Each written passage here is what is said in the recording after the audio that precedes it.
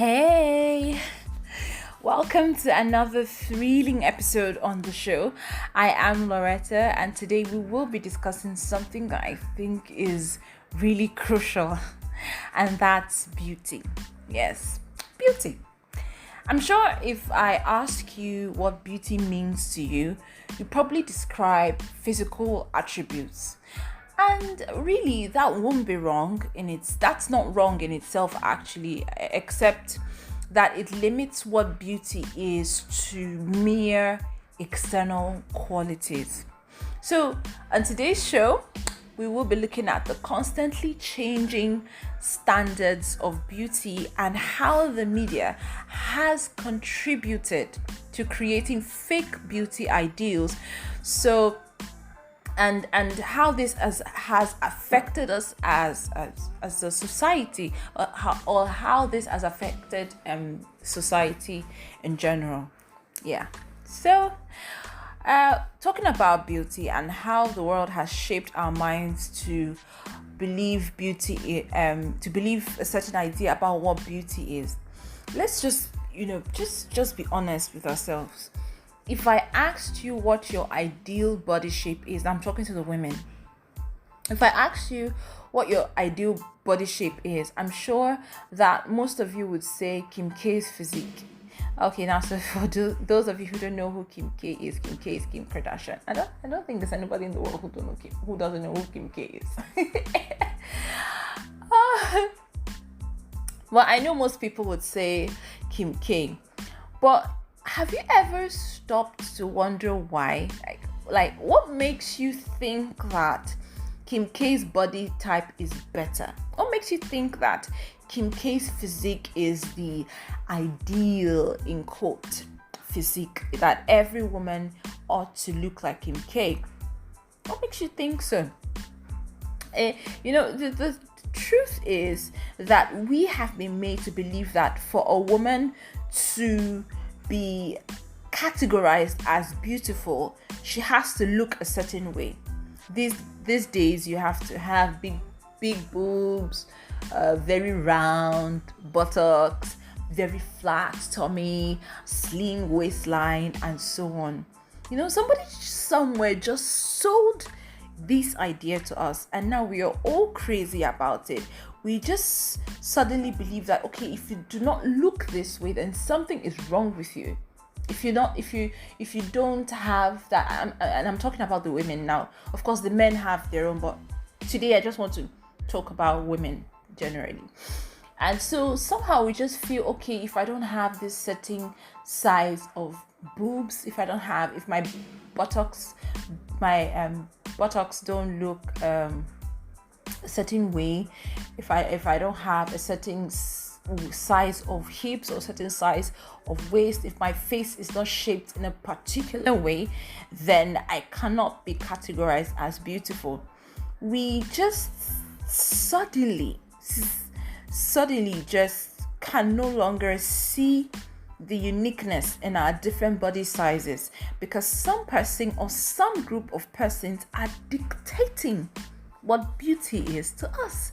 Somebody somewhere is selling us this idea, and then we're just soaking it in, just taking it in and accepting it as the standard.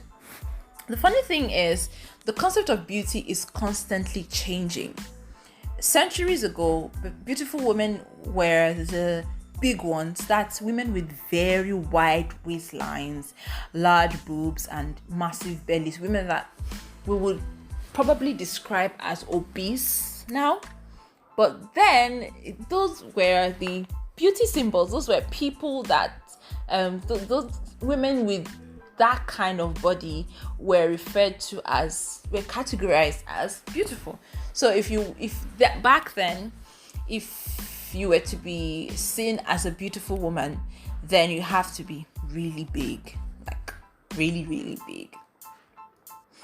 And then a few decades later, skinny became the in thing. Like skinny, no single ounce of flesh on your skin. And I remember back then, the pretty girls were the ones that had no flesh, like no flesh at all, everything, all bones, no flesh at all. But today that has totally changed, It's not the same today. These fake beauty standards have become a serious issue for women, especially teenagers. And that's why there are so many girls today dealing with severe low self-esteem. There are so many teenagers today dealing with severe low self-esteem. And of course, we can trace this back to these ideals, these standards, because these girls are constantly told by the media. That's what they see on TV, that's what they see on social media, that's what they see in magazines. That's if people still read magazines these days. But that's what we see everywhere we go, everywhere we turn. And because of the, how do I put it now, because of the fragile nature of a typical teenager, the fragile, let me not say the fragile nature, the fragile heart of a typical teenager, they just soak everything in, and very little things just affects their esteem. And so when these girls look themselves in the mirror and they don't see and they see that they do not possess these body types as portrayed in the media, they feel less than, they feel like they are not beautiful enough. And this is a really big deal. I'll give you an example. I remember as a teenager, I actually really hated my height. Well, because I was tall, and I am still tall. But the girls on TV weren't so tall. They weren't. They were quite tall, but they weren't that tall. So I hated my height. Well, because I hated my height, because I also hated my weight, because I was quite plump, which is a sharp contrast to what I saw on TV. Most of the girls I saw on TV were skinny, and I was plump, so I thought something must be wrong with me. I did crazy things to change how I looked. I remember knocking myself on the head many times because I thought it would make me shorter. Because then I learned about the pituitary gland. I hope I pronounced that correctly. Pituitary gland, just there at the top of your head, according to what I was taught. And then I heard that was what was responsible for height in people. So I kept knocking myself on my head because I thought, okay, if I kept knocking myself on the head, my pituitary gland will stop working and I would get shot. Thinking about it now, that's ridiculous. That's just that's outrageous. So anyway, I did that because I thought it would make me shorter. And then I also used to starve and then I'll drink some local drugs, what we call agbo, and then that would make me purge just so that I could lose weight. I remember that I even used to exercise excessively. Like I would not eat. Imagine a 13-year-old. I wouldn't eat. I'll take drugs that would make me purge, and then I would still exercise. It was terrible. There was this one time that I took this drug, this agbo. It's a local native herbal medicine. I took this agbo and then I purged. I thought I was going to die because I'd never purged that way in my life before. It was terrible. It was terrible. All because I wanted to look a certain way. I wanted to look like the girls I saw on TV. Guys, this is a serious matter. So maybe in another edition, I'll talk about how parents can help their kids build a positive self-image. Because believe it or not, parents play a key role in the self-esteem of their children. You have to help your children. This is a serious matter. And a lot of parents don't know, but they actually contribute to the self-esteem of their children. And I'll talk about that in a different episode. So like, this is serious. Like, don't you see, guys? We can't place our identities on these constantly changing ideals. Imagine as a teenager, I wanted to be skinny so badly that I did weird stuff. But now skinny is it's like skinny is outdated now. Just imagine. So we can't hinge our definition of beauty on these fake ideals that the media want us to believe. It's a lie. You don't have to be Kim K-ish, permit me to say that, to be beautiful. You don't have to. Listen, ladies, just as we are different, so are our body types. There's no perfect shape. No, there's no perfect shape. Yeah, really, I said it. There's no perfect body shape. So stop quit wishing to look like someone else, because you won't. You're you, and you're unique, and that's beautiful. Things have gotten so bad today that many young girls are beginning to undergo dangerous, life-threatening surgeries to look a certain way. And those who can't afford surgery, they wear fake body parts, fake buttocks, fake boobs, fake everything. Some people even take drugs. That is dangerous. Some people use creams and soaps. Some people take injections. Look, guys, it's really not necessary. We don't have to put ourselves under unnecessary pressure and just subject ourselves to this lie. It's completely unnecessary. Don't kill yourself. Really, don't. So, because it's not worth it. It's really not worth it. If you feel pressured to succumb to this fakeness because you think that you think that that's your only shot at finding a man, girl, let me tell you something. Don't waste your time. Don't even waste your time, because a man who truly loves you will love your body the way it is. That's a fact. That's true. That's a fact. A man who loves you will love your body. And I know this firsthand, because I used to have a boyfriend who used to talk me down for not being endowed enough, in quotes. And by endowed, I mean like lacking, because according to him, I lacked, the natural endowment, like the big boobs and the backside that he so desired. And I almost began to take drugs to increase my lady parts.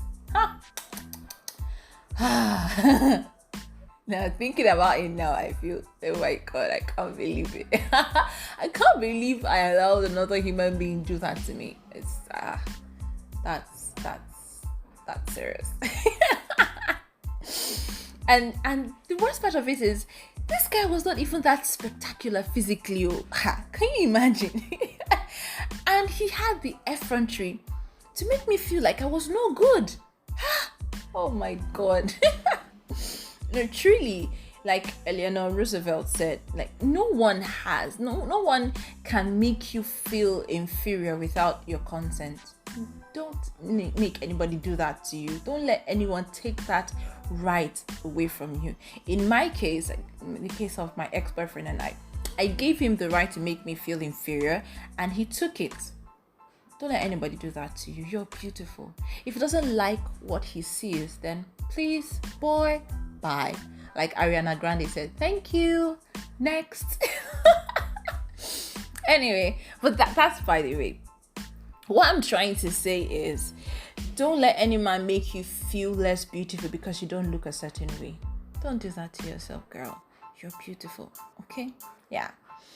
So, to make things clear, this doesn't excuse staying fit and looking healthy and looking smart. It's actually imperative that you take care of yourself and you stay healthy. What I'm saying is, don't fall for the trap that your body isn't good enough and you must look a certain way to be considered beautiful. You don't have to look a certain way. Don't make anyone box you into that space. Don't let them do that to you. And you know what's exciting? Many people are gradually beginning to see the importance of embracing your uniqueness and shunning these fake standards by actually speaking up about it. Recently, some models began to call out magazines who airbrushed their pictures and manipulated certain parts of their bodies to look curvier and to look fake. In fact, there was this particular model whose hips were increased and they were made to look, the hips were actually made to look curvier, while her breasts were made to look fuller. It was so bad that when she saw it, she couldn't believe it. And so she called them out. There was even this video of I saw of this lady. By the time they were done manipulating her picture, she looked like a doll. It's crazy. So this is a serious issue, and it's one that we must constantly wage war with daily. You need to get to a point where you acknowledge that your worth doesn't come from how you look. I'll say that again. Your worth doesn't come from how you look. Okay? You must believe that your body shape and skin tone is beautiful. I mentioned skin tone for a reason because I've been talking about shape all along. Excuse me. But your skin tone is actually, many people have bleached out their skin because they feel like they'll look better lighter. Please don't do that to yourself. God knows why he made you dark. Okay, so don't bleach out your skin because people are saying that the fairer you are, the more attractive you'll be. That's a lie. That's a big fat lie. So don't believe the fact that your body shape and your skin tone is beautiful, because it actually is, and the world doesn't need to accept it. No, they don't need to. You don't need their permission to love you. Okay, all that matters is what God says about you, and he says everything he made is good, and he made you. So yeah, come on, you're beautiful. You're beautiful. Don't let the world tell you otherwise. Okay, all right, people, that's the show for today. Yes, so I actually blogged about this. You can check out my blog posts on this topic at writerspicture.wordpress.com for more on this topic. I think I repeated that twice. Anyway, just visit writerspicture.wordpress.com to find out more. I actually talked about this at length, so you can just check that out. You can also send me an email if you have comments or suggestions or questions. Send me an email, talktowriter@gmail.com. You can also leave a message for me here. I'd really love to hear from you. All right, thank you so much for tuning in, lovely people. I hope you had an awesome time, because I did. I actually did. So I'll see you on the next episode. Love you. Bye.